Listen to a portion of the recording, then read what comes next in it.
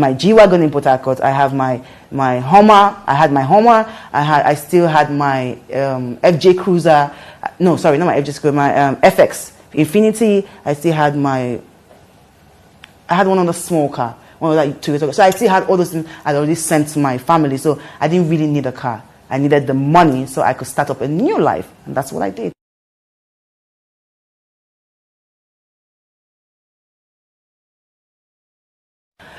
Now looking back, I think it was all the lies. It was all the lies because everything I ever liked about him was a lie. I'm not saying that I went out there to say I want to date or I want to get married to a who is in Nigeria. But I am Tonto. You don't expect me to get married to a pauper. So definitely when he said I am Obasanjo's son, when his own mother told me I'm Obasanjo's wife, it was a plus for me. It was a plus. When you tell me that the house that I'm coming to Ghana to visit is your own property, because it was a large property. He said it was his own property, which he could never even prove ownership. And it would still come up because I have proof of someone embarrassing us on Instagram about the house not being his own, and he's owing, and he's destroyed the whole property. So when you get to hear about a life that you can live with a man, that you don't have to extremely worry.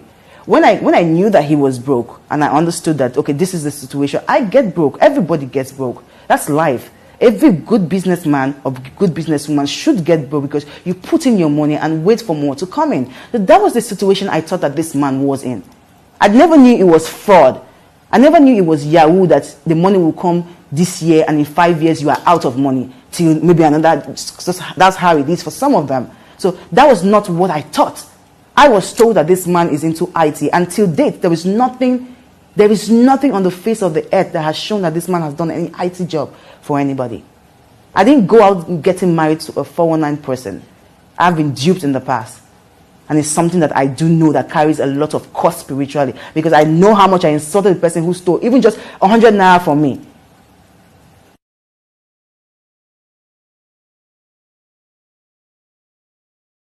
Well, I wouldn't take all of that away. Maybe I felt something, but right now sitting down here, I would not like to call it love, because it was never based on the truth. It was based on lies. So it was infatuation.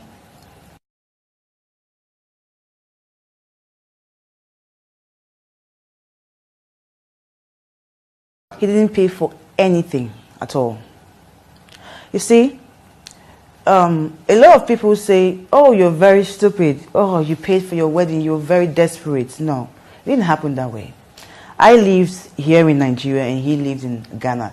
Whenever he came here, he lived with me. Whenever I went to Ghana, I lived with him. So that was how the relationship was. When we were planning our wedding, I was here in Nigeria, he was in Ghana. And all he kept saying was, baby, go ahead and spend. Baby, go ahead and spend. I'll repay you back. You see what? The reason I actually did this interview is because I have a lot of proof. I have a lot of documents to back up everything I said. This is, first of all, I'd like to say there is no kind of proof in this world that stands out than a conversation between two people. Now, I cannot forge a document about somebody else. The network would sue me, the person would sue me. So if this is not his number, I would be sued. Now, these are documents of me asking this man to pay me back the money I used in marrying him. In this document also, you would also see his replies. There is also a document stated here when I said that he never gave me any money, and he acknowledged it, that he never gave me any money for. I said, Ola, the only money you gave me for the wedding is 1.7 million. Even your family contributed 1 million inside this money. You asked me to keep spending my money. You would pay me back. I don't know why it's an issue now. Is 1.7 million my bride price, or is that what bought the drinks, flew you there, paid for hotel, and fed you? My friend's boyfriend paid for the hotel that my husband slept with me in, made love to me in on the day of my wedding. It was another man that paid for it. To the drinks of my wedding, I paid for it. I flew my ex-husband down from Ghana to Nigeria to my village to get married to me. His uncle, God bless him, he's a pastor, gave me 1 million naira through my son's father. That is the 1.7 million I was talking about. Then my son's father gave me two different money, 300,000 naira once and 400,000 naira once, which is making 700,000, which I never used that money for the wedding, because by the time it came in, I'd already spent and I've already dispatched all the money that was out. So yes, these are all the documents that shows that Olakunle Churchill was married by a woman's money. It's here. So if you say that this is not your number, Olakunle Churchill, I will prove to the world that this is your number. I will go to every network that you use and I'll prove to them that this is your number, because this is your number. And these are all the proof that you, even in here, he negotiated my bill.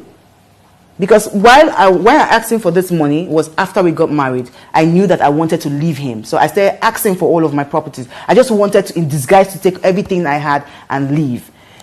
So I started to ask him for it. And at the end of this, he paid me 10 million naira. That was 2016 December. That was the month I left him. That's when he gave me 10 million naira as a cover for everything I did. In here is also a message that he asked me that I should that how much. She said, "Baby, how much have you spent so far from the introduction up to date? Give me." That's what he does sometimes. So if I ask him for my money for too much, then he will now say, "Oh, send me." And in the next 1 month, he doesn't send my money anymore. So these are all the proof that I paid to marry this man, and this man did not spend a dime, not even for food.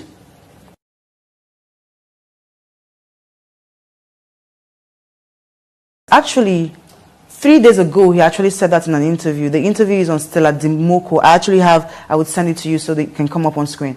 I actually have the short code to it. He said that there was never a wedding, that there were only 4 people and it was a parlor wedding.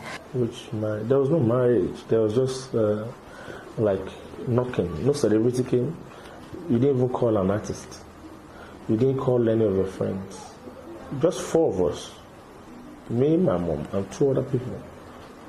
What we had was a parlor thing, but they celebrated. We were to do the... Now, there were 250 people in attendance sitting down in my wedding. Then the whole village, 3 communities before my village, they all came out because my father is a big deal from where I come from. So they all came out. I had over 1,000 people at my wedding, and these are pictures to prove it. These are pictures. You zoom in. These are pictures of different people. There is a video. There's a dancing video of the 2 of us. You see the crowd. You see the mopos. My father had to get almost 12 lorries of mopos because of protection. And this man went to a court and told the court that I paid for my wedding because there were only 4 people. I know people sit at home and say, you know, this girl is very stupid. You paid for your wedding. Why did you pay for your wedding? You are desperate. Why did you pay for your wedding? No, I was pregnant for this man. This man, I was a walking scam for this man. Like I told you, he already told me, stay, okay, don't worry. Continue spending your money. I will reimburse you when I come back. What was I going to say? What was I going to do? Not spend? Not do it? Did I even know I was going to get scammed or going to get... I didn't know all of these things. Because if I knew, I would not be the person. I would not be the person to be in this situation, trust me. So this is the wedding attended by only 4 people.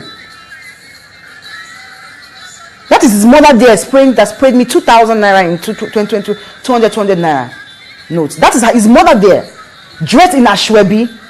On the pictures on the slide, my father was wearing ashwebi. I was wearing ashwebi. Even to the dress this man wore. He doesn't even know who tailored his dress. I bought materials. I took his dresses to a tailor. I sold his clothes. Bought him a shoe. Just to come for a wedding that I paid for. And you tell me that 4 people are... I mean, there's a day I walked in. I was pregnant. That was after our wedding. I was pregnant. I walked in on him, dry humping. Some girl, she looked so dirty.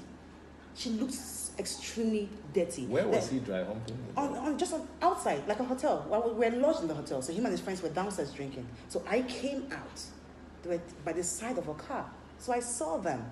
And like, oh no, it's my friend's sister. I'm trying to. So, the beginning of the relationship, I never suspected him for cheating because he has a sexual problem, a disease. It's called premature ejaculation.